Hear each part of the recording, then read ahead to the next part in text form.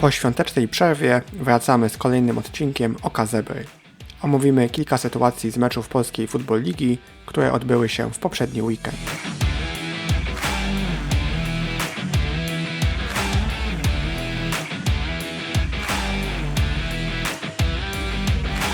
Na początek bardzo ciekawa sytuacja z meczu w Katowicach, związana z faulem free kick out of bounds, czyli wolne kopnięcie poza boisko.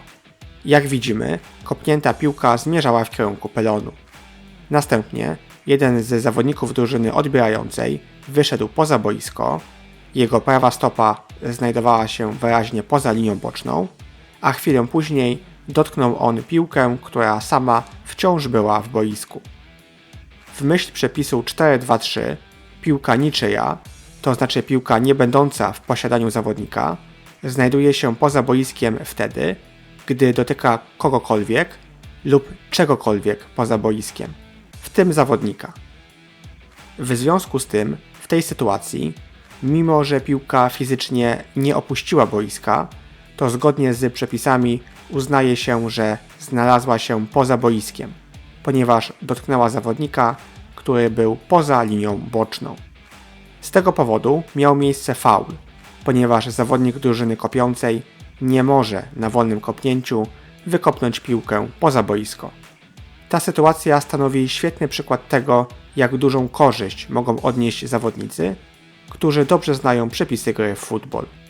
Zawodnik zapewnił swojej drużynie piłkę 30 yardów od miejsca kopnięcia, czyli w lepszej pozycji niż gdyby miał miejsce touchback, oraz opcję powtórzenia kopnięcia po odmierzeniu 5 yardów z miejsca poprzedniego.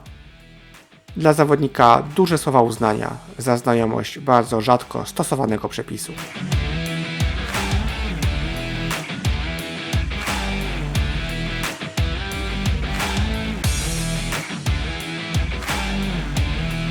Kolejna sytuacja z meczu w Katowicach, tym razem związana z faulem przewinienie osobiste, leaping. Przepis o tym faulu jest dość rozbudowany i skomplikowany, zawiera także kilka wyjątków. Co do zasady, zawodnicy drużyny obrony, którzy próbują zablokować kopnięcie na bramkę, nie mogą przeskakiwać nad ramą ciała zawodnika ataku. Zakaz ten nie dotyczy jednak zawodników, którzy w momencie snapu byli stacjonarni i wewnątrz 1 yarda od linii wznowienia akcji. W oglądanej sytuacji widzimy, że zawodnik obrony w momencie snapu poruszał się do przodu, nabiegał z odległości większej niż 1 yard, a następnie przeskoczył przez linię ataku. Mimo tego flaga słusznie nie została rzucona. Na innym ujęciu, które otrzymaliśmy dzięki uprzejmości klubu Silesia Rebels Katowice, widać, że zawodnik ten wskoczył w lukę pomiędzy zawodnikami. Nie przeskoczył zatem nad ramą ciała zawodnika ataku. Przeskok przez lukę pomiędzy zawodnikami nie jest zakazany, nawet jeśli zawodnik w momencie snapu był dalej niż 1 yard od linii wznowienia lub poruszał się do przodu. Warto także porównać tę sytuację z akcją z trzeciej kolejki, gdy na tym samym boisku została rzucona flaga za leaping. W tej sytuacji zawodnik, który popełnił przewinienie, był w momencie snapu stacjonarny i wewnątrz 1 yarda, więc mógł przeskoczyć nawet nad ramą ciała przeciwnika. Niemniej jednak przepis o leapingu zabrania także wskoczenia lub upadku na przeciwnika i od tego nie ma wyjątku. W tej sytuacji zawodnik wyraźnie wskoczył na plecy zawodnika ataku, wykonując przeskok, w związku z czym popełnił faul. Jak widzimy, przepis o leapingu nie należy do najłatwiejszych, ale warto go znać, ponieważ jak każde przewinienie osobiste, leaping to przede wszystkim faul bezpieczeństwa.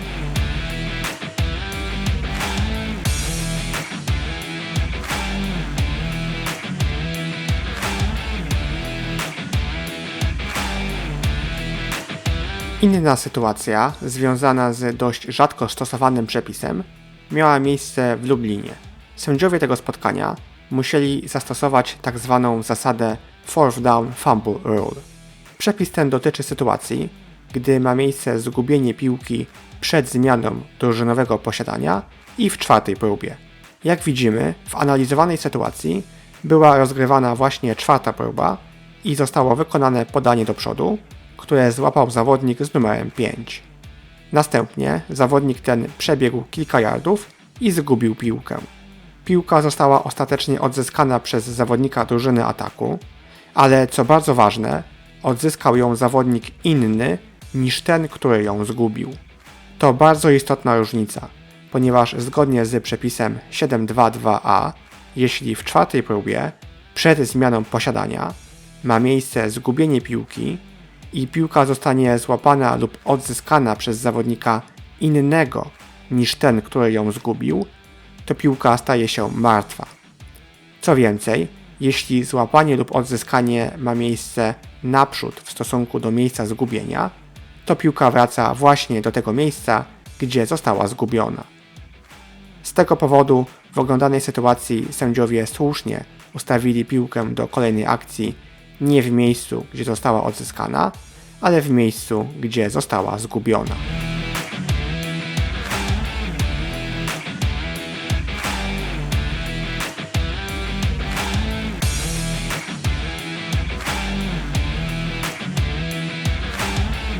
Sytuacja z meczu w Tychach, w której miał miejsce faul, przewinienie osobiste, blindside block.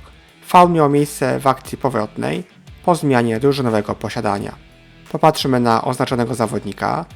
Jak widzimy, zawodnik ten zablokował przeciwnika z niewidocznej strony, wpadając w niego ramieniem i z dużą siłą. Wszystkie warunki faulu były spełnione, w tej sytuacji powinna być flaga.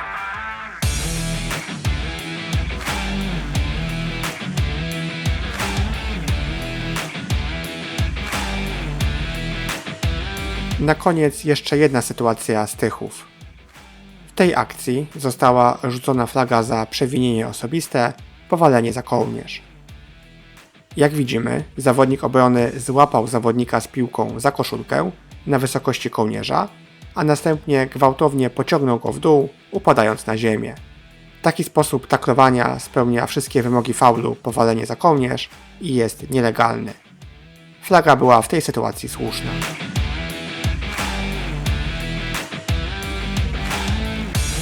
To wszystkie sytuacje w tym odcinku. Dziękujemy za obejrzenie i zachęcamy do kontaktu z nami w przypadku pytań. Wszystkim drużynom grającym w ten weekend życzymy powodzenia, a pozostałym udanej majówki. Do usłyszenia za tydzień.